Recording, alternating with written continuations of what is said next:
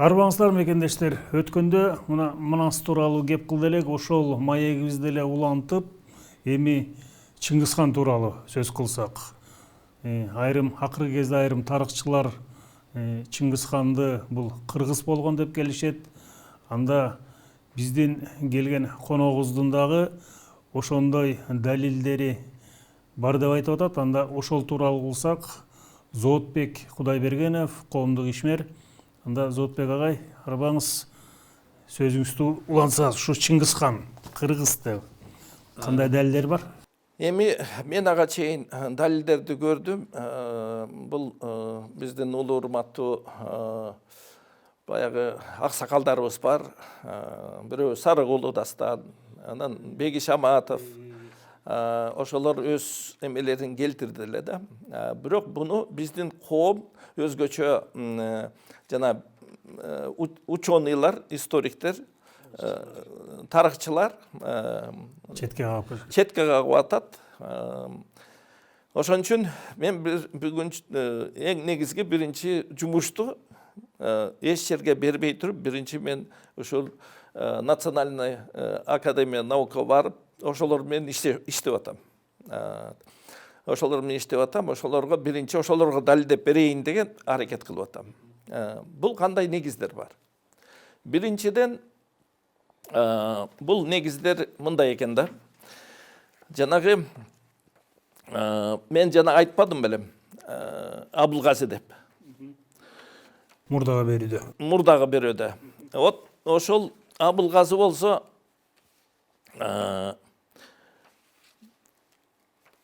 эмесинде жазып атат. Мен азыр жанагы окуп берейин, мындай баягы өзүм сөз болуп калбасы үчүн окуп берейин. Мындай экен да: род от Шейбана, сына Джучи дейт, внука Чингисхана дейт. Мать Абылгази тоже была из рода Чингизидов дейт. То есть Чингисхандын түп мындай тукумунун бири десем, мен жаңылышпайм да. Ошол эмне деп жазып атат? Бул жазып атат, жанагы адам атадан келип, анан баягы Нух пайгамбар болгон, Нух пайгамбардан анан ушул Яфет или бул өзү Яфес дейт, Яфет да. Ошодон баягы түрк баласы төрөлгөн, ал улуу болуп туруп, анан кийин Яфеттен кийин ошо түрк баласы ошо ылды келип туруп, анан айтат ушул Угускандын жана бир тууган жанагы племянник деп коет. Жанагы жиени да, Кыргызда башка жок да. Ошо жиени кыргыз болчу. Ошол кыргыздар ошолдон тараган деп. Угускандан моңгол тараган дейт, татарлар да тараган дейт. Бул ким айтып атат? Бул Чингисхандын тукумунун баягы прямой жанагы потомогу айтып атат.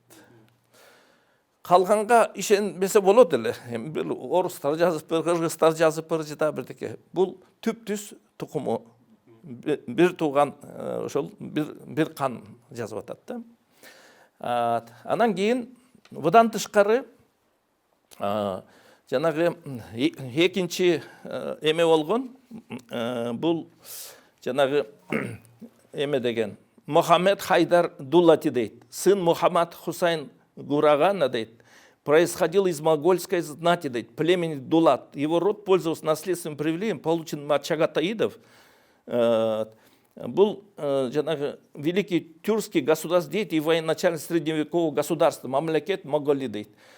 Бул өзү кыргыздардан анча жакшы көрбөйт экен.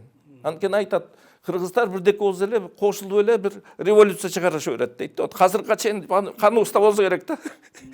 Бул ошол жерде бир шаардын башчысы болчу. Булар анан кийин ошо кыргыздарды жакшы көрбөйт экен, бирок айтат, кыргыздар, монголдор бул бир эл болгон дейт.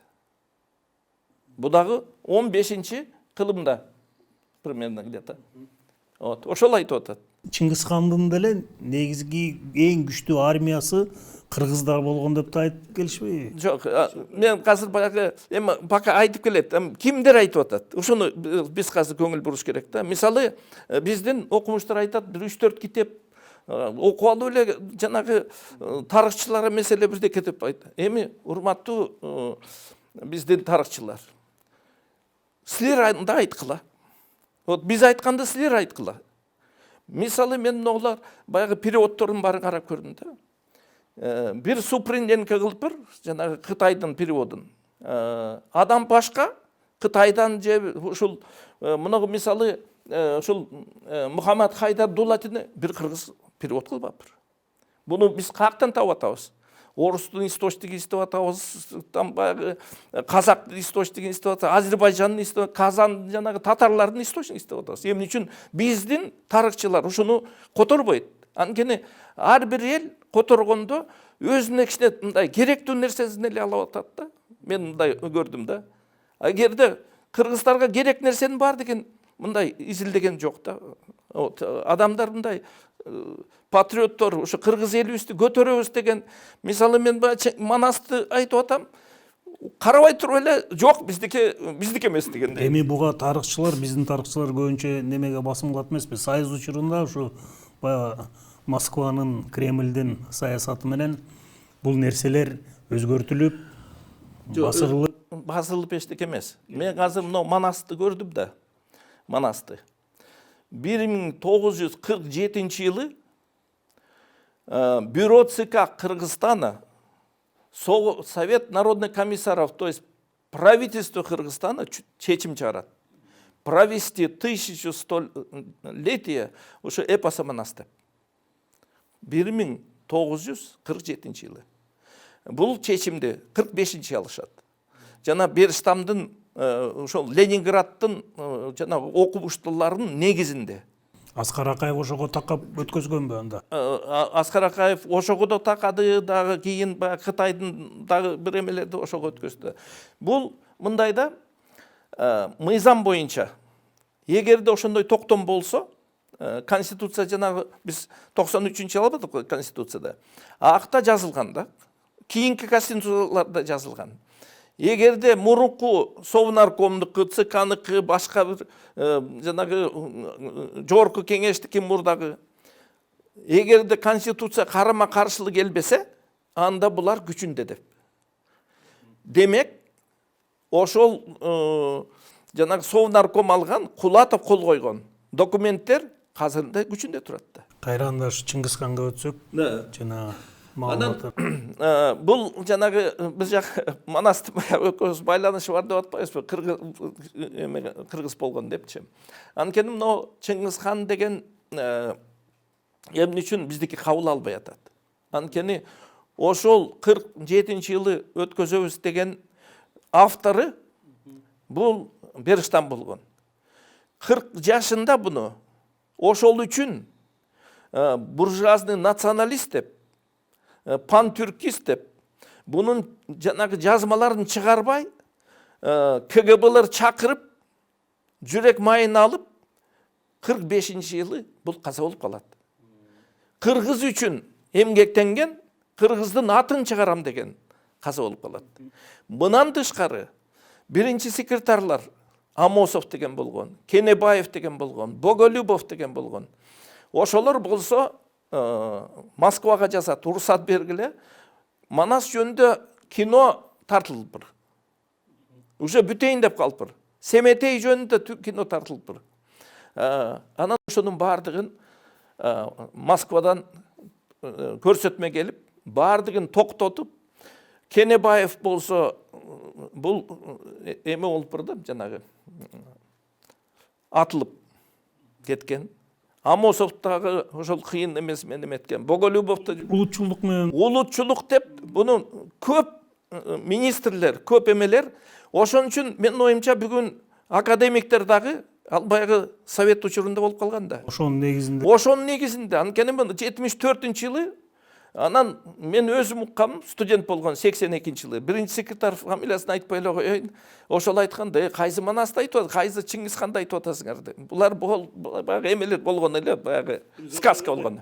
Şu Чыңгызхан тегин кыскача айтып кетсеңиз, санжырасын эле болду, анан ушу менен жыйынтыктайлы. Чыңгызхан бул өзү кыргыз болгон, менде талашсыз далилдер бар. Ар бир академик болсо, силер ушундай бетме-бет чакыргыла. Ошол Манас менен Чыңгызхан менен ким ошо менен бирге биз болсо мындай далилдер менен келтирели. Чыңгызхан бул өзү бул мисалы кыргыздар Чыңгызхандын учурунда өз баласын жиберип Жучини Енисейлик кыргыздар буга армия берет. Булар менен бирге Чыңгызхандар менен бирге согушат. Тяньшанда да ошондой болгон. Чыңгызхан өзү келет, ушул жерден баягы кыргыздар эмесин берет. Бир эле 1218 жылы согуш кыргыз менен жана ошол бир кээ бир урулар согушу баштайт, анткени баягы намысына тийип коюп Чыңгызхан ал ошо кыргыздар ошондой. А мындай бирге согуш кылып, моногул Чыңгызхандын жанагы бийлигин бирге жүргүзгөн. Буну болсо Абылгазы да жазып атат. Бул болсо жанагы Хайдар деп дагы жазып атат. А кайсы урудан ошону? Бул урусу бул эме дейт, жана сел жүрөт го. Кыян урулардан дейт. Кыян. Селжуктар деген сөз? Жок, именно алар кичине бөлөкчө. Селжуктар баягы 5-кылымда кетип калып, Кыргыздардан, Алтайдан. Анан 8-кылымда өзүнчө эл болуп, анан тиги Византияга кирип кетти да. А булар кийинирээк 5-кылымда эмес, кийинирээк. Анан ушулар бир уру болуп, кыргыздар менен бирге, мисалы, ошол эле жанагы азыр эле кинону көрсөтүп атат. Ал жерде ошол тарых окуясын жазып аткан. Жанагы бирөө мен 30 кыргыз аял алам деп Енисайга барганда, ал жердеги ханшасы аны болсо тиги карышкыла менен бирге метип коюп, анткени кыргыз деген жүрөктүү болчу, баягы честь, совесть дегендей. Ошон үчүн ал болсо кийин Субудай Багатур полковойсын жиберип туруп согушпай эле.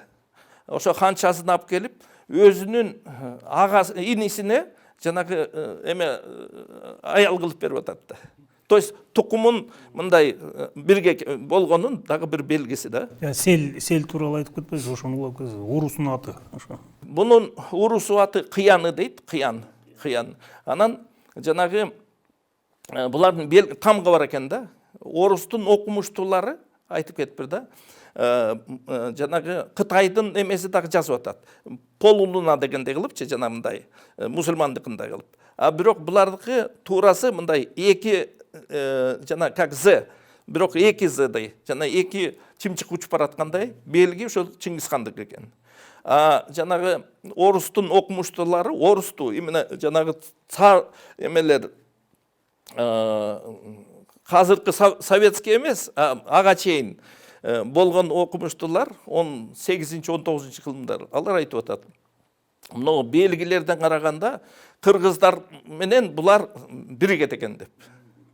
Анан көп ошондой мындай эмелер бар да, мисалы далилдер көп бар. Анан бул Чыңгызхан өлөр астында бул өзү эки маалымат бар да. Бирөө бул төрөлгөн дейт 1155 жылы, бирөө 1162 жылы.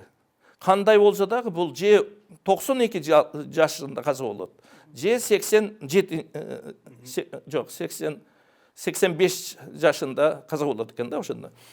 Анан каза болордун астында ал өзү баягы эми Кытай колунда турганда. Ошол жерде Даостун монахын чакырат экен, Чанчун чакырып туруп, ал бір жыл жолығып жүріп, анан жолығып, анан аны бір жыл сайрап өзіменен алып жүрді. Ошондо маалыматтарды алды да. Мисалы биринчи сурады, ошол кантип мен түбөлүк жашайм дейт. Анан Чанчун манак айтты, түбөлүк жашаган адам болбойт. Анан анда кантип жанагы ошол цин императорлор кантип жашады, кантип өлдү, кантип көмүлдү, ошонун баардыгы кызыгып, анан ошол ал көп суранды, мен кетейинчи деп. Анан айтат, макул дейт, мен жакын өзүм наследниктерим жакын тууган эмес, балдарым чакырайын дейт. Балдарын чакырат, анан ошол жерде дагы жолугуп, дагы сүйлөшөт, анан Чанчунду кое берет. Анан кое бергенден кийин эң кызыгы ушул жерден болот да. Алтын тапчы деген китеп бар, ошол жерде жазат. Өлөрдүн астында айтты дейт, алдагы жакын жоокерлер, анан жана служанкалар, жакын кишилер бардыгы өзүңөр өлгүлө бирге коюлабыз деп. Анткени биринчи цин императору ошондой кылып коюлган. Экинчиси бирок антип эме болбогон, анткени ал мусулман болгон да. Аны ошон үчүн бул Куранга каршы келет деп аны токтотуп койгон. Анан кийин өлгөндөн кийин айтат, балдарым мени ушул койгондо ушул жакка апарылды дейт. Аны жалгыз балдары билген, даже анын аялдары да билген эмес, балдары билет. Анан аны көмүшөт, эч ким билбейт. Ал Чингисхан 1247 жылы каза болот. Каза болгондон кийин жанагы ал айткан бир жыл Угадей башчы болот. Анан кийин Угадейден кийин ким болот? Айтылбай калган. Анан Чингисхандын балдары бирөбү Монголияда жашайт, бирөбү алдагы Крымда жашайт, бирөбү Сибирде, бирөбү Түркистанда, бирөбү Сибирде. Айтор ар кайсы жерде. Анан ар бирөө чакырат. Мага келгиле дейт. Келбейт эч кимсе. Мен бийик турам дейт. Анан 22 жыл болот. Бири-бирин чакыра албай. Анан бардыгы сүйлөшөт. Таласка баралым деп. 1269 жылы бардыгы келип, таласпай жана шаарда айтпадым беле. Ошол шаарда Токтамыштагы кичинемде жаңыртып койгон шаарда 7 күн майрамдайт, 7 күндөн кийин курултай өткөзүп кетишет. Азыр биз изилдеп жана Кароол чоку деп атпадыкпы? Кароол чокуда мына мен эмени көрсөтөм. Кытай кантип жана цин императору, ошонун балдары кантип коюлган, Чингисхан ушу Кароол чокко коюлгандай окшош. Анан бул баягы просто айткан жокпуз, мен далилдер менен. Далилдер менен. Сотбек агай бизге келип маек берүүгө рахмат. Анда урматтуу пикирлештер, ушу менен бул берүүбүздү аяктайбыз. Буйрса астыда дагы бул тууралуу маек кылмакчыбыз. Рахмат.